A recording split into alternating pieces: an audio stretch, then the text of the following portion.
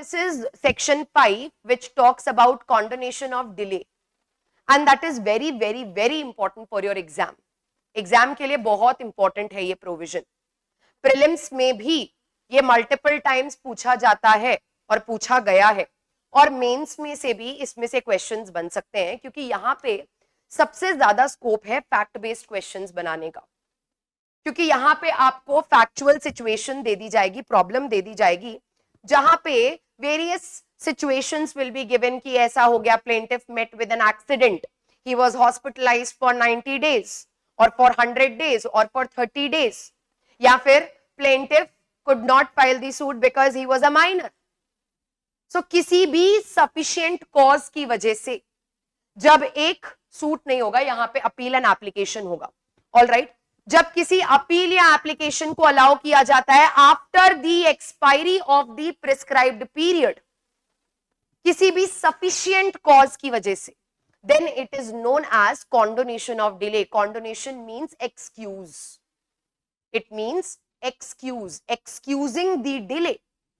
कि कोई भी अपील फाइल करने के लिए स्केड्यूल ने मुझे 90 डेज दिए थे, लेकिन अगर वो 90 डेज और प्लस 1 डे मोर, क्योंकि फर्स्ट डे हमेशा काउंट नहीं होता है, तो 1 डे मोर, तो प्रिस्क्राइब्ड पीरियड एक्सपायर होने के बाद I cannot, in general, as per section 3 clause 1, I cannot file that appeal now. लेकिन अगर मैं कोर्ट में satisfactory reason दे दूं that why I was not able to come to the court to prefer an appeal on the last day of the prescribed period, और वो reason एक satisfactory reason होना चाहिए. अगर कोर्ट उससे satisfied है, then the court will excuse the delay caused by the appellant under section 5 of the limitation act. इसको बोला जाता है excuse of delay, condonation of delay. Condonation means excusing कि डिले तो हुआ है, और डिले कैसे हुआ है, क्योंकि स्केड्यूल में 90 डेज दिए थे, प्लस 1 ले लो 91 डेज, स्केड्यूल में 60 डेज दिए थे, प्लस 1 कर देंगे तो 61 डेज, मतलब जो भी प्रिस्क्राइब्ड पीरियड था स्केड्यूल और वो एक दिन इंक्लूड करके, उस प्रिस्क्राइब्ड डे पीरियड के लास्ट डे पे what was that cause due to which a delay was caused, जिसकी वजह से डिले किया गया कि लास्ट दिन पे, लास्ट डे पे आप क्यों नहीं आ पाए to initiate the legal proceeding. That sufficient cause, यहां पे वर्ड यूज किया गया है सफिशिएंट कॉज. सफिशिएंट का मतलब होता है reasonable, satisfactory. The court must be satisfied कि ये ऐसा कॉज है जिसकी वजह से the person was incapacitated to approach the court and to initiate the legal proceeding. सिर्फ उन्हीं केसेस में कॉन्डोनेशन ऑफ डिले अलाउ किया जाएगा, अदरवाइज नॉट. इसीलिए जब ये प्रोविजन अभी हम पढ़ेंगे, the word used is may and not shall. हर केस में जिस भी एपेलेंट ने, जिस भी एप्लीकेंट ने सेक्शन 5 लिमिटेशन एक्ट की एक एप्लीकेशन कॉन्डोनेशन ऑफ डिले की एप्लीकेशन फाइल की है, the court is not bound to excuse the delay in each and every case. Rather the court must be satisfied. The sufficient cause must be shown. Satisfactory reason must be given. That is why may provision है, again an enabling provision. Discretionary तो है ही. Discretionary क्यों है? क्योंकि हो सकता है कोई cause कोर्ट को sufficient लगे, कोई cause कोर्ट को sufficient नहीं लगे. लेकिन इस may का मतलब discretion के साथ साथ enabling provision भी है. Because it empowers the court to accept the appeals and applications even after the expiry of the prescribed period.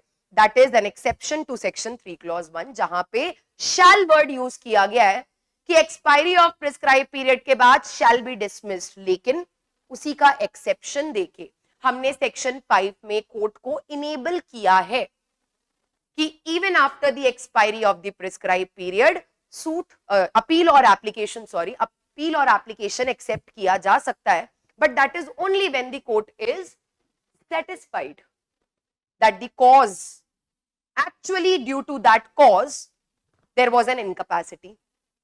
There was a delay, उसको बोला जाएगा condonation of delay. It is basically based upon this principle, this provision is based upon the rule of uncertainty, because future is always uncertain. किसी को नहीं पता, हमें अगर 30 days का अपील का टाइम पीरियड दिया गया है, और ऑफ कोर्स कभी भी लिमिटेशन एक्ट ये नहीं बोलता है कि आप फर्स्ट 5 डेज में क्यों नहीं आए, आप फर्स्ट 10 डेज में क्यों नहीं आए, आप फर्स्ट 15 डेज में क्यों नहीं आए, आप लास्ट डे तक आपको मैक्सिमम टाइम पीरियड दिया गया है. But by chance, due to some uncertain situation, that person, that appellant or applicant was not able to initiate the proceeding on the last day. और uncertainty तो हर चीज में हो ही सकती है ना, because आज से मेरे पास 90 days है. That means हम future की बात कर रहे हैं, which is always uncertain. कोई भी impossibility, कोई भी uncertainty होने की वजह से अगर एक पर्सन इनकेपेबल था, एक डिले कॉज किया गया है, तो उस डिले का कॉन्डोनेशन एक्सक्यूज किया जा सकता है under section 5 of the limitation act, because it is based on the theory और द रूल ऑफ अनसर्टेनिटी. समझ आ रहा है? क्लियर है? अब जब आप इसको पढ़ोगे तो यहां पे दिया गया है कि ये सिर्फ और सिर्फ किस पे अप्लाई होता है? Appeal and application other than, लिखा है ना, other than application under any of the provision of order 21 of CPC. मतलब यहां पे बात हो रही है किसी भी अपील पे ये अप्लाई होगा, किसी भी एप्लीकेशन पे अप्लाई होगा, but not upon the application regarding order 21 of CPC, which is execution. Execution है, यस और no? Order 21 of CPC deals with execution. Basically, जब आप Section 36 of CPC, Section 36 से लेके Section 74 of CPC talks about execution, and Section 36 to 74 of CPC जो कि execution की बात करता है, it is always read with Order 21, क्योंकि Order 21 भी execution के बारे में. मतलब यहां पे क्या बोला गया है? किसी भी अपील पे Section 5 अप्लाई होगा, किसी भी एप्लीकेशन पे सेक्शन 5 अप्लाई होगा, other than except the application for execution. Execution application पे सेक्शन 5 का कॉन्डोनेशन ऑफ डिले नहीं किया जा सकता. अदर देन दैट किसी और एप्लीकेशन पे कॉन्डोनेशन ऑफ डिले सेक्शन 5 का किया जा सकता है, और किसी भी अपील में कॉन्डोनेशन ऑफ डिले सेक्शन 5 के अंडर किया जा सकता है.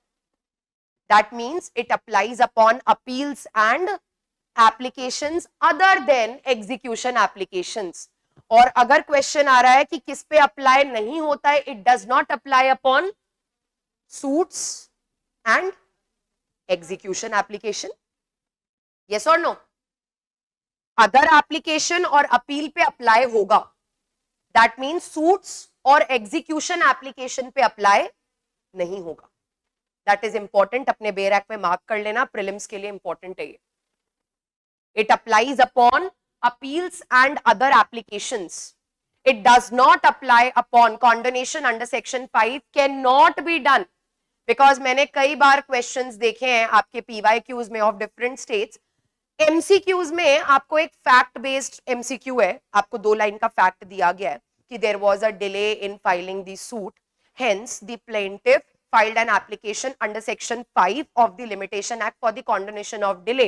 Decide option A, delay will not be condoned, delay will be condoned, or none of the above, or both, either. तो situation में it cannot be excused. The reason is वहां पे suit लिखा था, वहां पे सारे फैक्ट्स दिए. he met with an accident, he was admitted into the hospital, जो कि एक sufficient cause है section 5 के लिए, लेकिन बस वहां पे सूट लिखा था, इसीलिए the delay can not be excused. That would be the correct answer, जिसके लिए हमें पता होना चाहिए कि सूट और एग्जीक्यूशन एप्लीकेशन पे ये अप्लाई नहीं होता है. And accordingly we have to read the question very carefully कि उसमें क्या लिखा है. समझ आ रहा है? क्लियर है? So section 5 applies upon appeals and other applications, does not apply upon suit and execution application. कोई रीजन हो सकता है इस बात का? सूट और अदर एप्लीकेशन पे सेक्शन 5 अप्लाई नहीं होता है। सूट और एग्जीक्यूशन एप्लीकेशन पे सेक्शन 5 अप्लाई नहीं होता है। बाय मतलब अगर सूट फाइल करने में या एग्जीक्यूशन एप्लीकेशन फाइल करने में कोई डिले कॉज किया गया है, that can not be excused under section 5। कोई तो रीजन होगा ना। सेक्शन 4 हमने पढ़ा, वो तीनों पे अप्लाई हो रहा था, लेकिन सेक्शन 5 में एक क्वालिफाइड एप्लीकेशन दिया गया that it applies only upon other applications and appeals, not upon specifically. और उसमें भी एप्लीकेशन में भी हमने सिर्फ एक ही एप्लीकेशन को एक्सक्लूड किया है, दैट इज एग्जीक्यूशन एप्लीकेशन, और सूट्स को एक्सक्लूड किया है। तो कोई रीजन तो होना चाहिए। It is already expanded, expired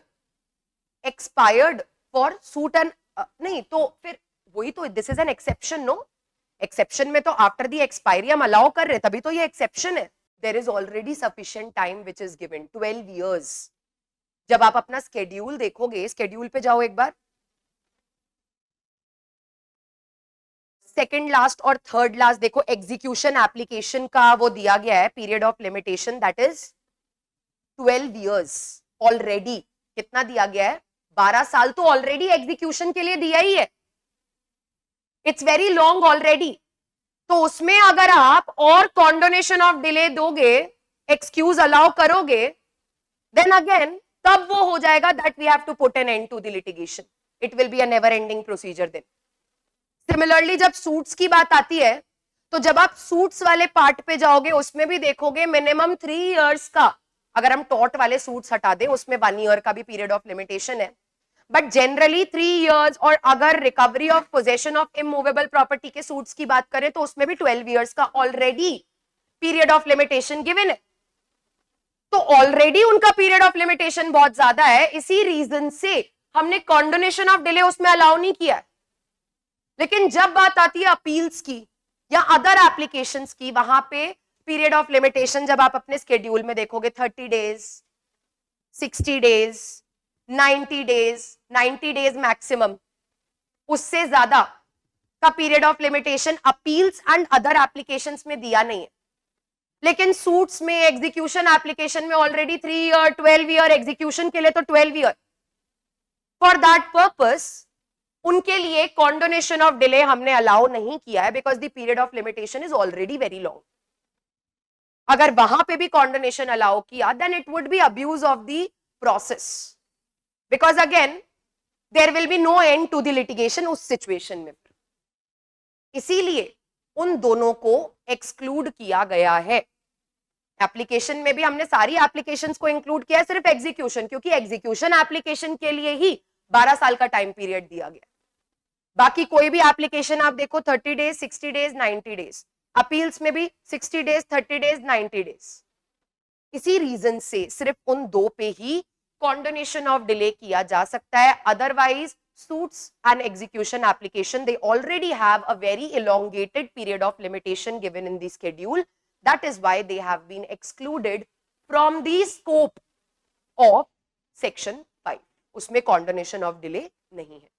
अब मे वर्ड यूज हुआ है बिकॉज सबसे पहले it is the discretion of the court when to allow condonation and when not to allow condonation. अगर कॉज इस तरीके का था कि वाकई में कोर्ट को लग रहा है, the court is satisfied that the person was not capable, then it will allow. But if the court is not satisfied with your reason, if the court is not satisfied with the cause which is shown by the appellant or the applicant, then it may not allow. Also, this word may signifies an enabling provision because it empowers the court to do something which is against the general rule. That is why यहाँ पे may word use हुआ है। may be admitted means accepted after the expiry, after the prescribed period, if the appellant or the applicant, मतलब prescribed period expire होने के बाद, not period of limitation, prescribed period, because section 3 uses the word prescribed period, may be admitted after the prescribed period if the appellant or applicant satisfies। अब यहां पे अगर आप देखोगे, एक जगह वर्ड यूज किया है may, और उसी सेंटेंस में दूसरा वर्ड यूज किया है सेटिस्फाइज। मतलब यहां पे सेटिस्फाइज जो वर्ड है वो भी एक डिस्क्रिशनरी पावर दे रहा है, मे वर्ड है वो भी एक डिस्क्रिशनरी पावर दे रहा है। इसीलिए section 5 of limitation act is known as the rule of double discretion.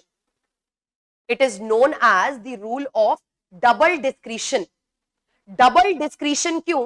क्योंकि यहां पे दो वर्ड्स ऐसे यूज किए गए हैं, एक है मे का मतलब होता है डिस्क्रिशनरी पावर, और दूसरा वर्ड यूज किया गया है सेटिस्फाइज।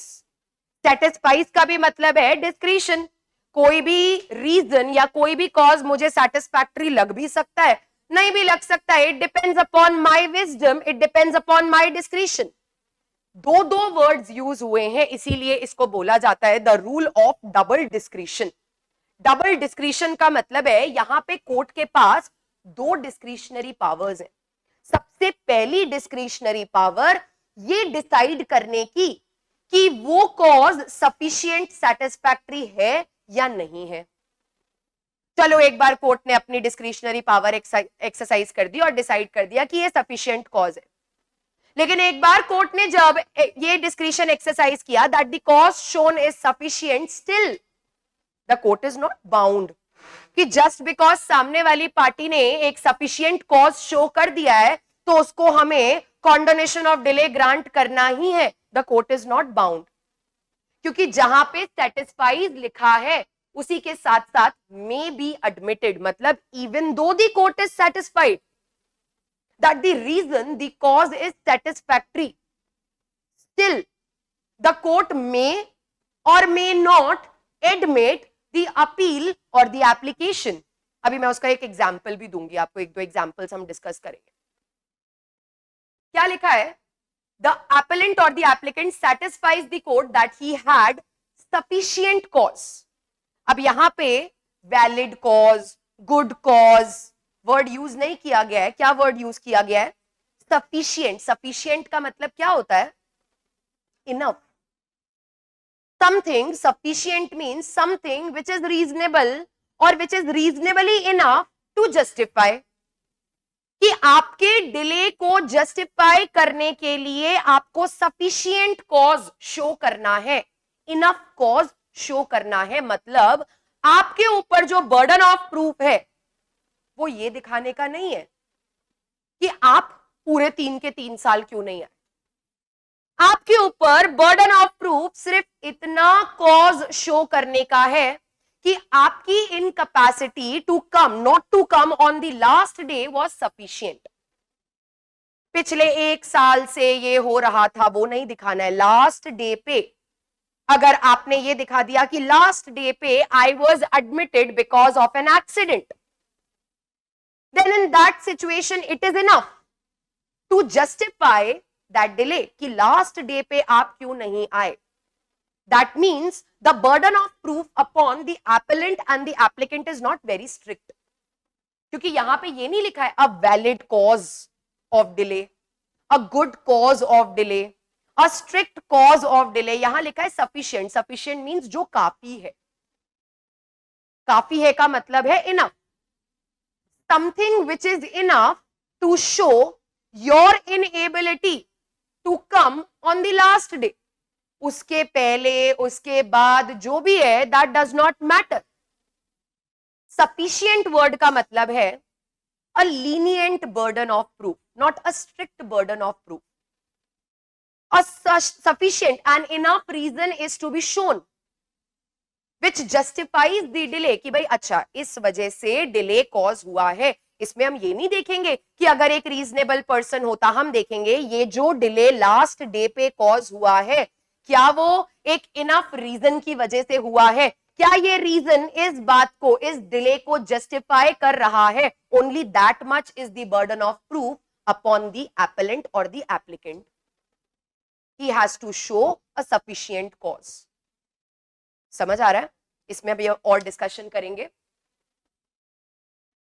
इसमें अभी और डिस्कशन करेंगे। Sufficient cause for not preferring the appeal और making application within such period. अब सबसे इंपॉर्टेंट चीज यहां पे यही है जो मैंने अभी आपको बताया, that it is a rule of double discretion. जैसे फॉर एग्जाम्पल एक कॉज ऑफ एक्शन यहां पे अराइज हुआ है and that is regarding a property, that is regarding a property, उससे रिलेटेड सूट फाइल किया प्लेंटिफ ने and that suit was decided in the favor of the plaintiff only. मतलब the court held that plaintiff is entitled to this property. कि इस property पे जो dispute था उसका एंटाइटलमेंट किसका है? प्लेंटिफ का है. Now the defendant has the right of appeal. Yes और नो? जिस दिन पे ये डिसीजन आया उस दिन पे अब डिफेंडेंट के पास राइट है कि डिफेंडेंट क्या कर सकता है? अपील कर सकता है. एंड फॉर एग्जाम्पल ये अपील करने के लिए उसको जो टाइम दिया गया है that is 60 days. For example 60 days के अंदर अंदर उसको अपील फाइल करनी थी.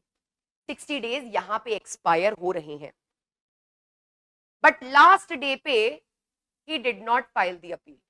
उसने अपील इंस्टीट्यूट नहीं करी, फाइल नहीं करी और 60 डेज तक तो उसने नहीं करी. उसके बाद फॉर एग्जाम्पल 90th डे पे उसने आके अपनी अपील फाइल करी along with an application of section 5 condonation of delay.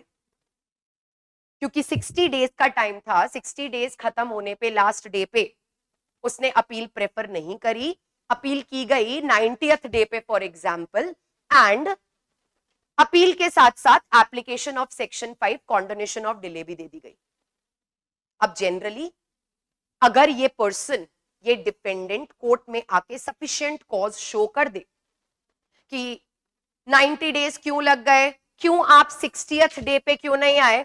इसने बोला कि 60th डे पे जो लास्ट डे था उस दिन पे I was admitted in the hospital and I was in a very bad condition because I met with an accident 5 days prior due to which my limbs were not working etc.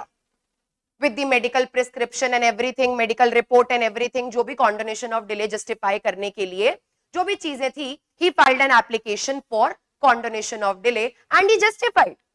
मतलब court ने उसकी application, medical reports देख के court was satisfied कि इसका एक sufficient cause था. अब जब बंदा हॉस्पिटल में है तो कहां से आ जाएगा कि एक सफिशिएंट कॉज था for not coming on the 60th day. तो सफिशिएंट कॉज तो शो कर दिया. अब कोर्ट सोचेंगे, पहले तो कोर्ट ने ये डिस्क्रिशन लगाया कि ये कॉज सफिशिएंट है या नहीं. उसने बोला कि मैं अपने गांव गया हुआ था. कोर्ट में not be satisfied in that situation, that is not a sufficient cause. You have to show your inability. But वहीं अगर एक्सीडेंट वाली सिचुएशन है, court will be satisfied.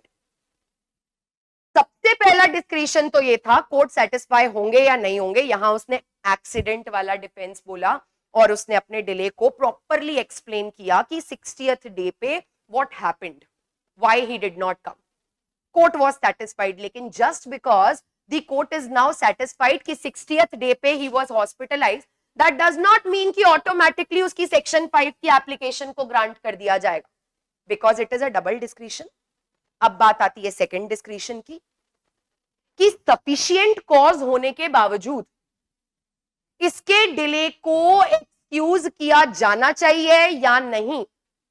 That is the second discretion. The reason here is कि इसने जितने भी दिन का डिले कॉज किया है उसमें हो सकता है कि जो ऑपोजिट पार्टी थी, that opposite party has acted in a certain manner. There is a change of facts and circumstances. कि अब अगर भले ही इसका कॉज सफिशिएंट है, हम ये नहीं बोल रहे, लेकिन अब अगर इसके डिले को हमने एक्सक्यूज करके इसकी अपील को हमने अलाउ किया, that is going to be harmful for the balancing of interest, that is going to be unjust or that is going to hamper the interest of the opposite party.